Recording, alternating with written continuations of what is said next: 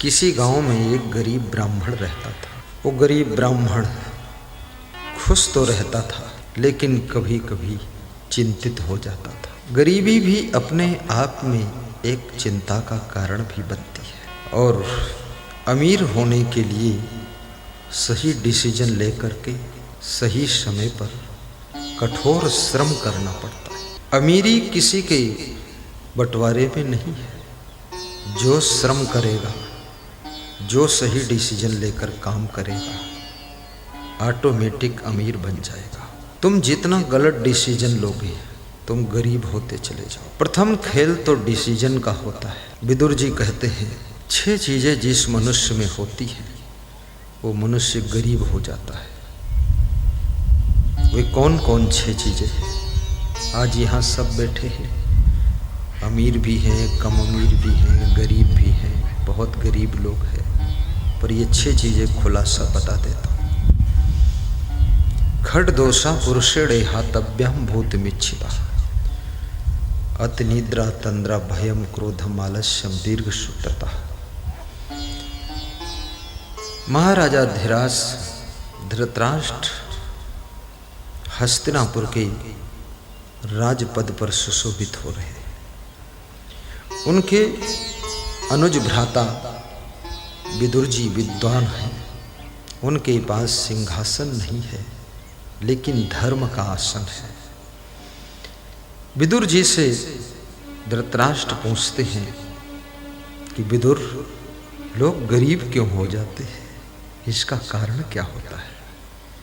हे राजन, आप मेरे ज्येष्ठ भ्राता हैं, मैं आपको कुछ सुनाऊं समझाऊं तो अच्छा नहीं लगता है। बोले विदुर, मैं ज्येष्ठ भ्राता हूँ, लेकिन ज्ञान में मैं तेरे से बहुत छोटा हूँ, और अपने छोटे भाई से भी ज्ञान लेना कोई बुरा नहीं है, क्योंकि जिससे ज्ञान होता है वो ज्ञान के स्तर से बड़ा ही माना जाता है। इसलिए तुम बताओ। विदुर कहते हैं 6 चीजें मनुष्य को गरीब बना देती है। जिनको अमीर बनना है वो ये 6 चीजों को त्याग करें, बहुत बड़ी बात है। पहली चीज है अति निद्रा। जिनकी अत्यधिक नींद लेने की आदत है, 12-12 घंटे सोते हैं, रात भर पड़े रहते हैं ऐसे जैसे भैंस का पड़वा पड़ा है। कितने घरों में तो लाड़ी ऐसी आई है जैसे भैंस की पाड़ी है।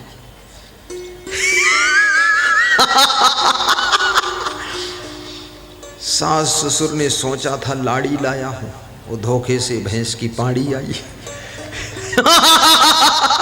पड़ी रहती है, कुछ करती नहीं है, गरीबी आ जाएगी। अधिक सोने से बुद्धि भी कमजोर हो जाती है। हमारे साथ में एक व्यक्ति साधु बनने आया था, वो बहुत सोता था। फिर मैंने सोचा इसको क्या करूं, ये मेरे माथे भी भैंस का पाड़ा फंस गया। गुरु भी फंस जाता, कभी कभी गलत चेला आ जाए। शादी करके जैसे तुम फंस जाते हो, वैसे हम भी फंस जाते। फंस गए।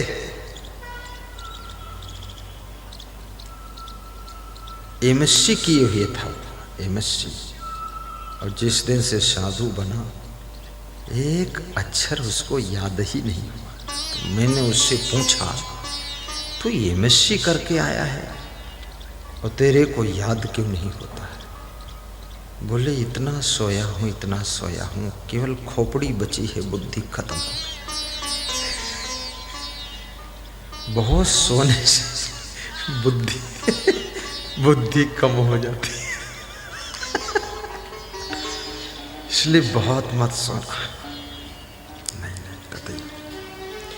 और झट से सोना और फट से उठ जाना, इस कला को अपने भीतर विकसित कीजिए। मैंने सुना है नेपोलियन बोनापार्ट, फ्रांस का जो उच्च सेनापति था, युद्ध के मैदान में घोड़े की पीठ पर नींद ले लेता था आधा घंटे। गोले बरस रहे हैं, हाथी चिंगाड़ रहे हैं और युद्ध के मैदान में कभी कभी 15 मिनट घोड़े की पीठ पर सो लेता था। ये सोने की कला है।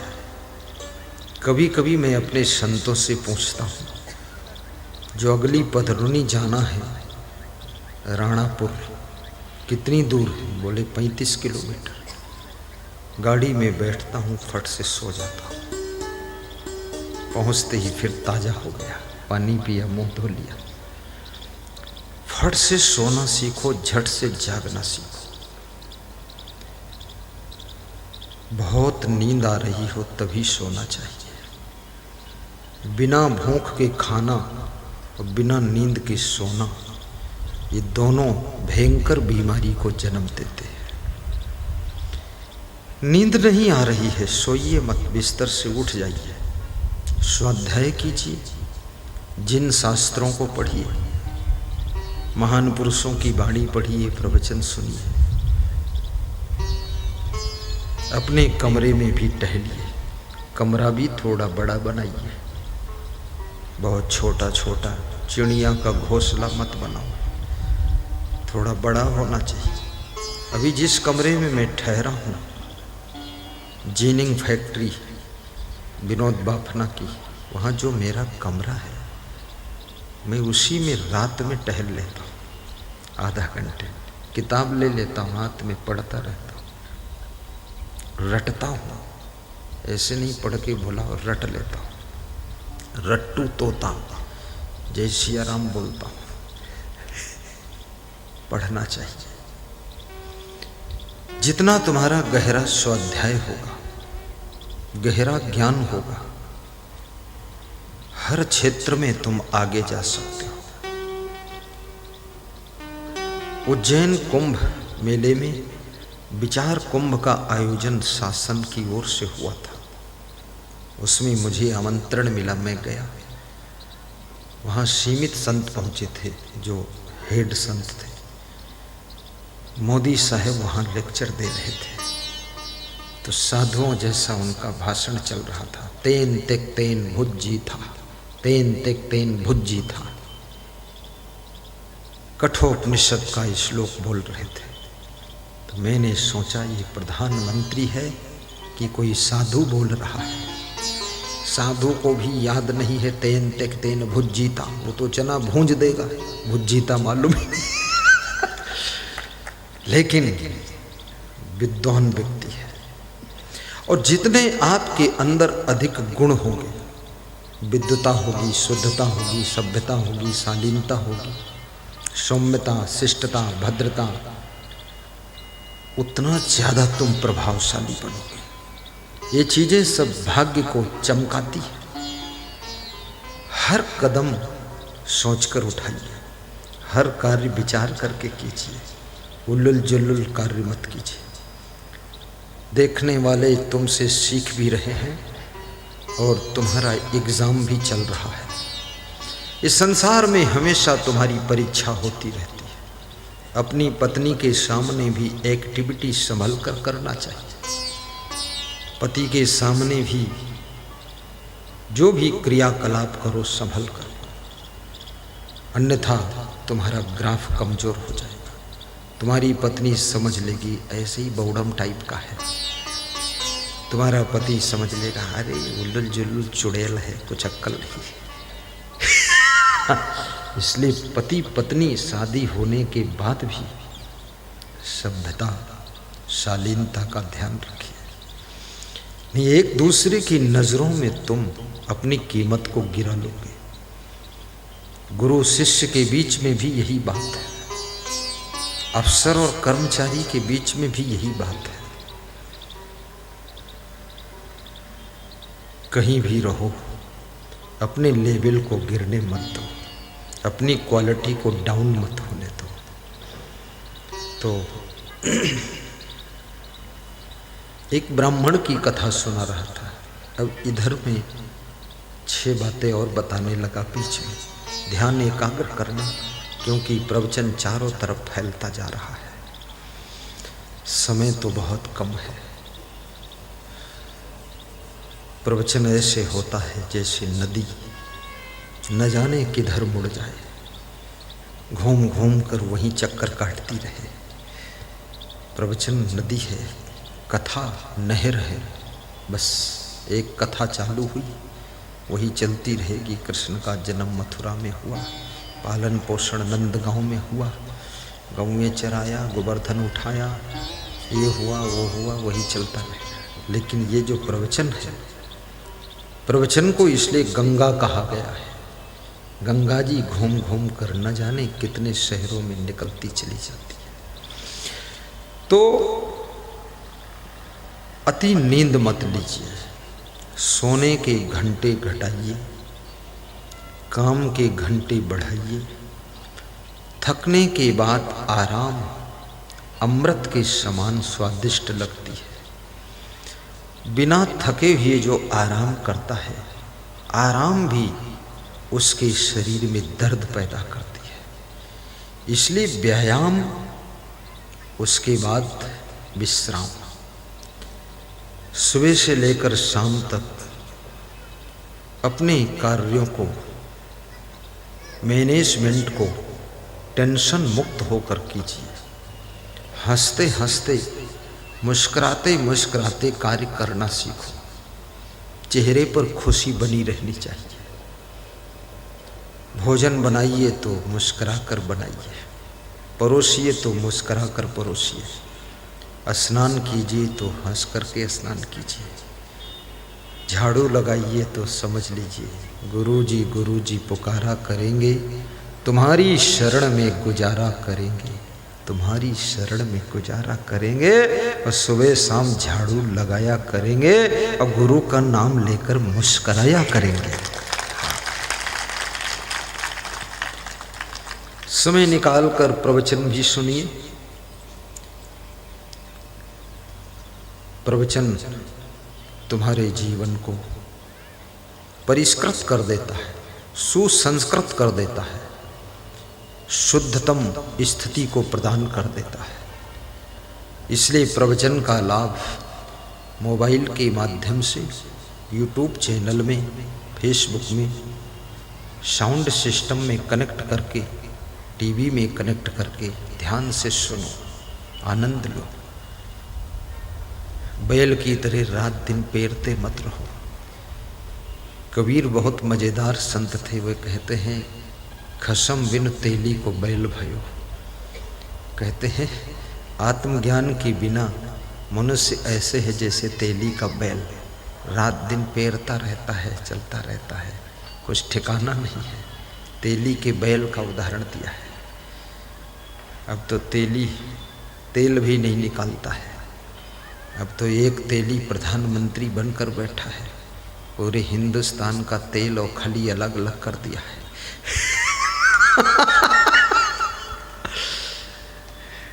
लोग कहते थे सवेरे सवेरे उठो, तेली को देख लो तो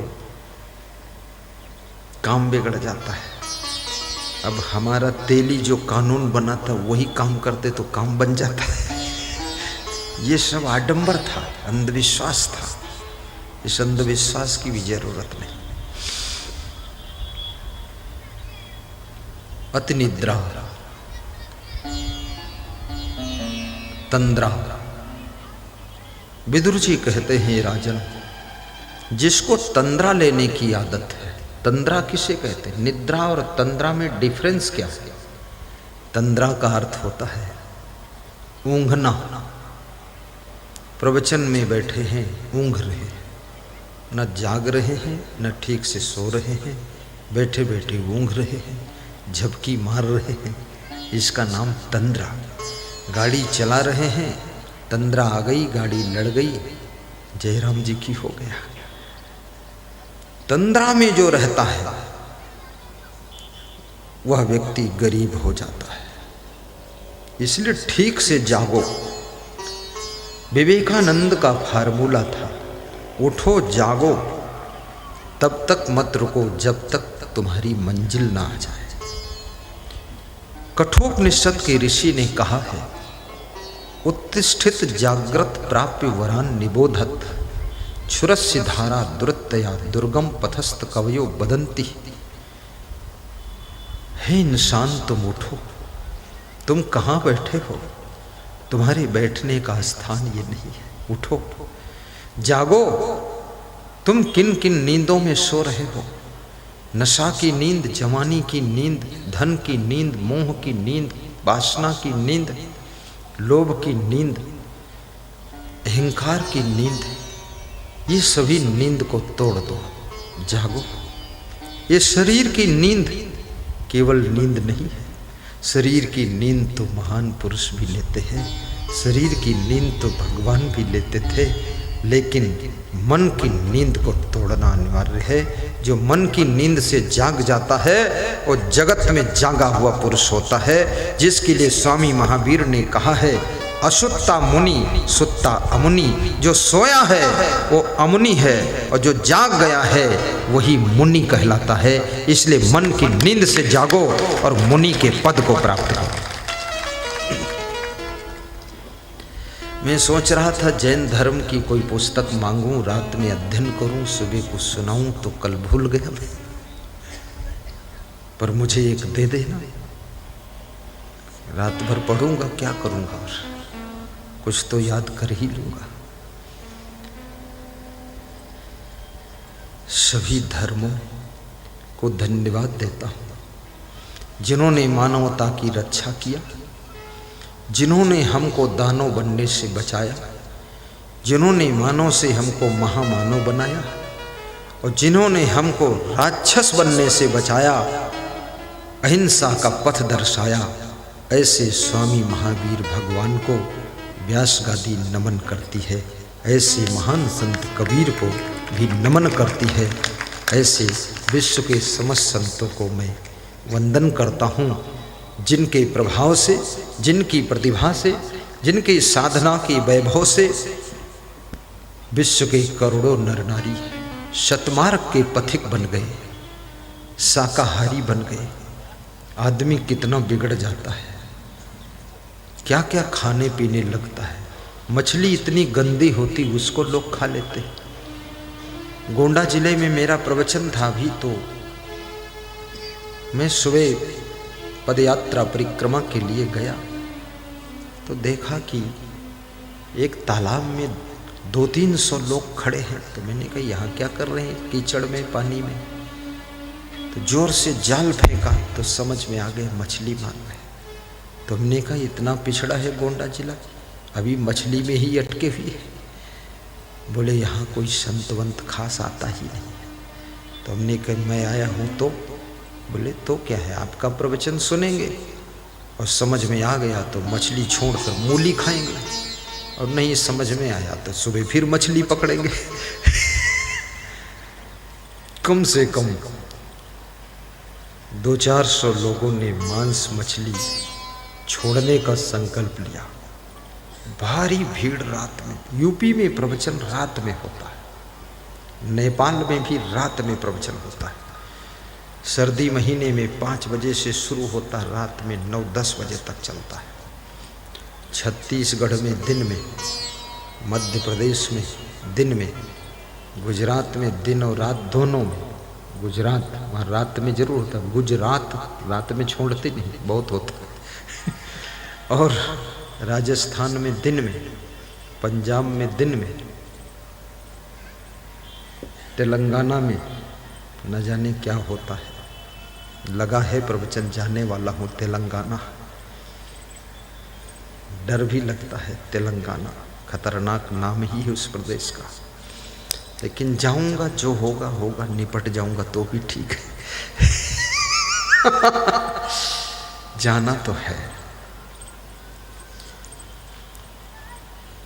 तंद्रा, भयम, और जिसका भयभीत स्वभाव है, जो डरपोक स्वभाव का है। विदुर जी कहते हैं कि हे राजन, जो डरालू है, जो भयभीत रहता है, हर काम डर डर के करता है, वो व्यक्ति गरीब हो जाता है। इसलिए निडर होकर रहो, भयभीत मत रहो, निर्भय रहो, सभ्यता से बोलना सीखो, शालीनता से बात करना सीखो, स्वभाव को सौम्य बनाओ और शिष्टाचार भी करना सीखो। किसी को मिलते हो कैसे बात की शुरुआत करना चाहिए ये भी सीखो। सबसे पहले हाथ जोड़कर नमस्कार कर लो, नमस्कार नमस्कार, धन्यवाद धन्यवाद, धन्यवाद भी दे दो, थोड़ा हल्का मस्करा भी दो, ज़्यादा नहीं हंसना है, नहीं वो समझेगा ये बौड़म है। थोड़ा दिल मिल जाए तब हंसना, दिल मिलाना पड़ता है। उसके बाद श्रीमान जी आपका नाम क्या है ऐसे पूछो, ये मत कहो तोर का नाम है। भाषा सुधारो, भाषा का भी बड़ा महत्व है। जितनी भाषा तुम्हारी सुभद्र होगी, सुसंस्कृत होगी, उतना ज़्यादा भावों का प्रभाव बढ़ जाएगा। भयम, भय किसको लगता है? जिसके अंदर कोई कमी होती है। या तो आपको नॉलेज नहीं है, या तो आपको ठीक से समझ नहीं है, आप अधूरे हैं तो भय लगेगा। अभी मैं किसी आदमी को यहाँ खड़ा कर दूँ, बोल दूँ गीता का एक श्लोक सुनाओ तो भय लगेगा। लेकिन जिसको 50 श्लोक याद है, वो विनोद बाफना को बुलाऊं तो एक कहूँ तो 4 सुना देगा, उसको तो खुशी होगी। भय थोड़े, एकदम माइक ऐसे पकड़ेगा जैसे हनुमान जी गदा पकड़ते थे। हाँ। तो आपको अपने आप को कंप्लीट भी करना है, करेक्ट भी करना है, परफेक्ट भी करना है, इफेक्ट करना है, तभी आप कहीं पर सिलेक्ट हो सकते हैं। अन्यथा जहाँ जाओगे वहीं रिजेक्ट हो जाओगे। आपके अंदर अगर कोई गलती है तो भी भय लगेगा। गलतियां मत कीजिए, गलतियां भय को जन्म देती है। इसलिए अपने आप को गलतियों से मुक्त करिए, विनम्र रहिए। भयभीत व्यक्ति विकास नहीं कर पाता है, उन्नति नहीं कर पाता है। निर्भय होकर के जियो, हारने जीतने की चिंता छोड़ो। कर्मणेषु वाधिकारस्ते मां फलेषु कदाचन, कर्म में तेरा अधिकार है, फल की चिंता तू मत कर। फल तो तेरा कर्म ही तुझको दे देगा, तू फल के बारे में क्यों सोचता है? कर्म कर, कर्म के लिए फिक्र कर, बाकी फल की फिक्र मत कर। फल तो कर्म लाता ही है। क्रोधम, चौथी चीज मनुष्य को गरीब जो बनाती है वो है क्रोध, गुस्सा। ये जो आपके अंदर क्रोध आता है, पत्नी के ऊपर क्रोध, पति के ऊपर क्रोध, खाम खा क्रोध, बच्चों के ऊपर क्रोध, सामान के ऊपर क्रोध, गाड़ी के ऊपर क्रोध, टीवी पर क्रोध। एक माता जी मुझसे कह रही थी कि मेरा पति इतना क्रोधी है, टीवी उठाकर सड़क पर पटक कर फोड़ता है। तो हमने कहा तो अभी बहुत क्रोधी नहीं है, क्योंकि तुमको पटक कर नहीं फोड़ा, यही गनीमत है। अभी सामान पर क्रोध निकल रहा है। ये क्रोध आपको कंगाल बनाता है। पशुओं पर क्रोध, पंछियों पर क्रोध, घड़ी पर क्रोध, गिलास पर क्रोध। अरे क्रोध सबन को काल है, क्रोध ही है जंजाल। शिव दुर्वासा क्रोध बस, बहुत भय बिहार। कपिल मुनि के क्रोध ने मारे सगर के पूत। शिव सनकादिक क्रोध करी, राक्षस किए हरि दूत। परशुराम को क्रोध आता था। परशुराम अंश अवतार भगवान हुए, लेकिन भगवान श्री राम में बहुत सहनशीलता थी। गम खा लेते थे। गम खाने वाले महान बनते हैं, क्रोध करने वाले साधारण रह जाते हैं। क्रोध का अवगुण परशुराम को सर्वपूज्य नहीं बना पाया और सहनशीलता का गुण भगवान श्री राम को जगत पूज्य बना दिया। इसलिए गम खाना भी सीखो, हानि को सहना सीखो। कभी कभी धन की हानि को भी सहना पड़ेगा और कभी कभी सामान की हानि को भी सहना पड़ेगा और कभी कभी सम्मान की हानि को भी सहना पड़ेगा। तुम्हारे परिवार में कुछ सदस्य ऐसे भी होंगे जो धन का नुकसान करते रहेंगे। वो कहावत है, अंधा रस्सी बट रहा है, पीछे बैठा पड़वा उसको चबा रहा है।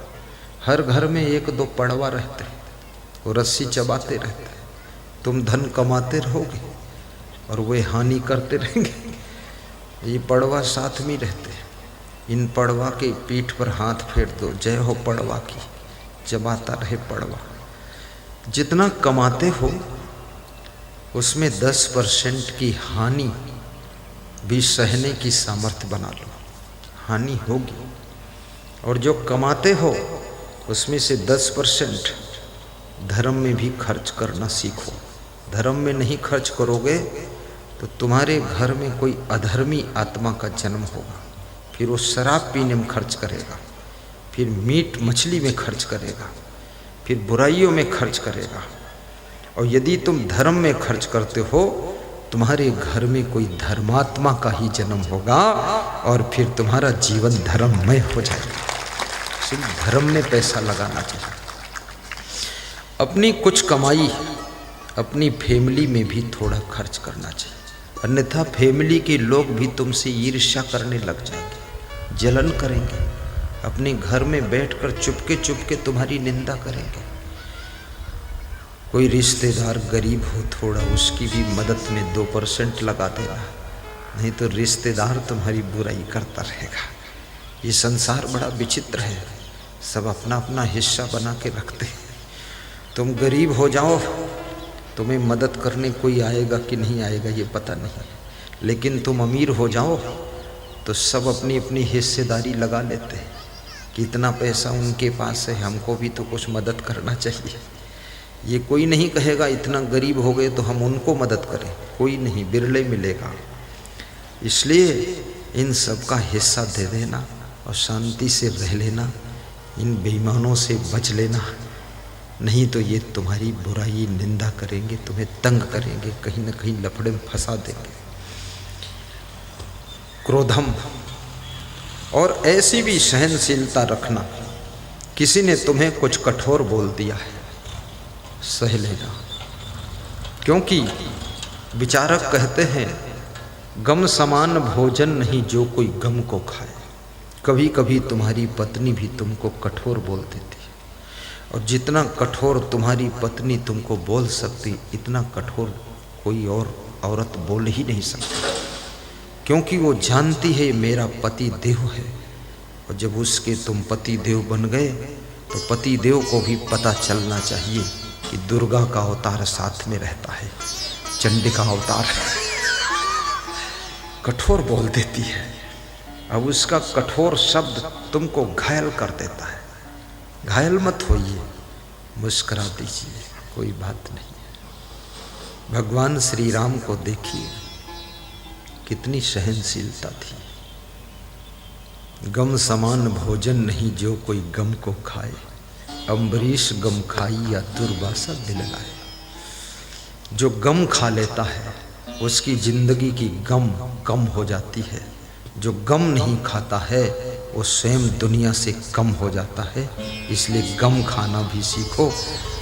दाल चावल सब्जी रोटी बाफले बाटी सब खा लिया, हजम हो गया, लेकिन गम के बाफले भी खा लो, ये भी हजम कर जाओ तो जिंदगी धन्य हो जाएगी।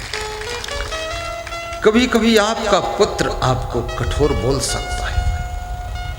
कितने पुत्रों ने अपने पिता से अकड़ कर कहा है, क्या तुमने किया है? कुछ भी तो नहीं किया अभी तक। ये बात पिता को चोट कर गई, पिता का मन दुखी हो गया। कि हम करते करते मर मिटे, और ये बोलता है क्या किया है, कुछ नहीं किया। ऐसा शब्द अपने पिता को मत बोलना। यही बोलना आपने बहुत कुछ किया है, मेरे लिए शेष करने को तो कुछ बचा नहीं, लेकिन अब आज्ञा जो हो तो मैं भी करूँगा। और करो, अपने पिता के सामने, अपने गुरु के सामने ही खिलाड़ी बनो, कलाकार बनो, छक्का मारो, आगे निकलो।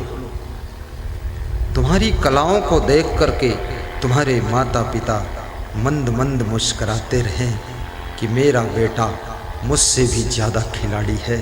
तुम्हारा गुरु मंद मंद मुस्कराकर आशीर्वाद देता रहे कि मेरा शिष्य मुझसे भी ज़्यादा होनहार है, गजब कर रहा है। तो समझ लो, मातृ ऋण, पितृ ऋण, गुरु ऋण, ये सब ऋण से तुम उऋण हो गए। अब तुम सुख शांति को प्राप्त करोगे।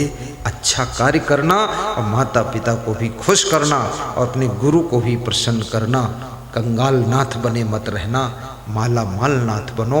गरीब बनकर मत जीना, अमीर बन करके जीना। भगवान कृष्ण मथुरा छोड़कर द्वारिका गए तो वहाँ पर भी उन्होंने अपनी कलाओं से, अपने गुणों से, अपने परिश्रम से, अपने सौभाग्य से सोने की द्वारिका खड़ी किया था। तुम सोने की द्वारिका न खड़ी कर पाओ कोई बात नहीं, लेकिन ईंट पत्थर का मकान तो खड़ा ही कर दो जिसमें आराम से रहो।